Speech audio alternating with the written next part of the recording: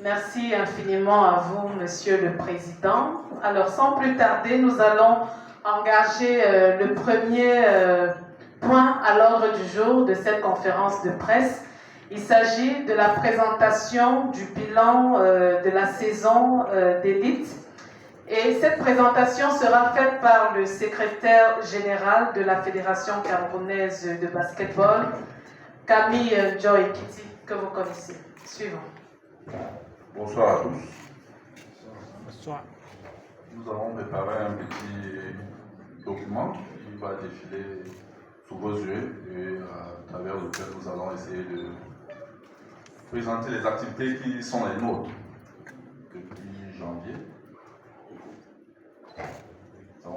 Nous avons le document intitulé Bilan de la saison en 9 jours, évidemment, parce que la saison n'est pas encore achevée. Ce week-end, nous jouerons les dernières journées du championnat d'élite en dames et à monsieur au Palais polyvalent des sports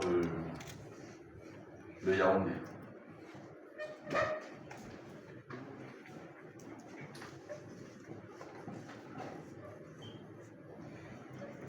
On peut le dire en disant que la saison a débuté en janvier du côté de Konsamba et nous jouerons le 6e groupement ce week-end ici à Yaoundé. Et évidemment, entre-temps, nous avons joué à Douala.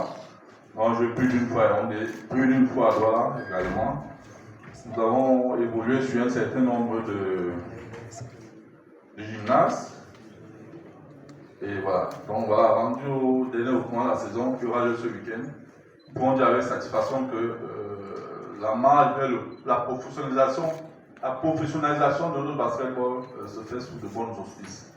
Le calendrier cette saison a subi plusieurs modifications, c'est dû à l'indisponibilité des infrastructures. Car nous avons décidé depuis 3 saisons déjà de ne jouer uniquement que dans des salles couvertes.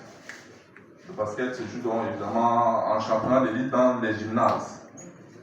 Et aussi nous avons dû avoir des soucis avec la densité de notre calendrier international, ce qui a fait que notre calendrier local a dû subir des modifications à certains moments.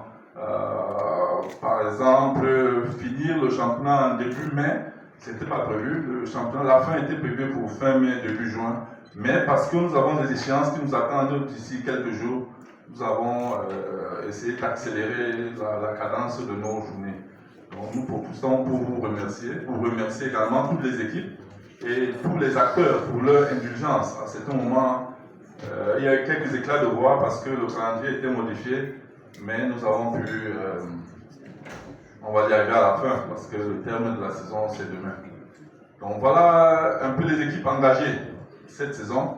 Bon, on fait en 2 tableaux, mais c'est une petite étude comparative pour la saison 2023-2024 et cette année nous sommes à 24-25.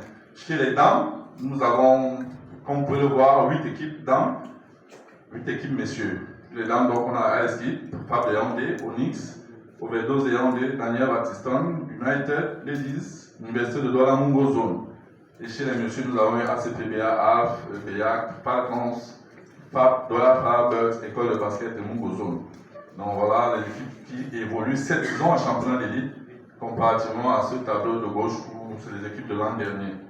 Vous pouvez vraiment faire la différence sur qui est monté et qui est descendu à Ligue régionale. Donc rendu à la 12e journée, parce que ce week-end nous jouerons les 13e et 14e. Rendu à la 12e journée, voici le classement chez les dames. On voit que FAB est encore en tête du championnat. Il y a Batiston, Université de Douala. On peut dire que sauf miracle, l'équipe FAB devrait remporter le championnat tel que la configuration est là. Bon, évidemment, bien entendu, pour avoir vu les uns et les autres pendant la saison, on se dit que FAB ne peut pas perdre contre telle ou telle équipe. Mais tout est possible en basket, hein, donc le spectacle sera à voir ce week-end. Donc ça, c'était chez les dames. Nous avons aussi le classement, messieurs, toujours rendu à la 12e journée, où la BEAC a encore en tête du championnat, suivi de FAB, de ALF, le jeune poussé qui a dû bousculer quelques mastodontes, et puis école de basket, Numbo Zone, et ainsi de suite.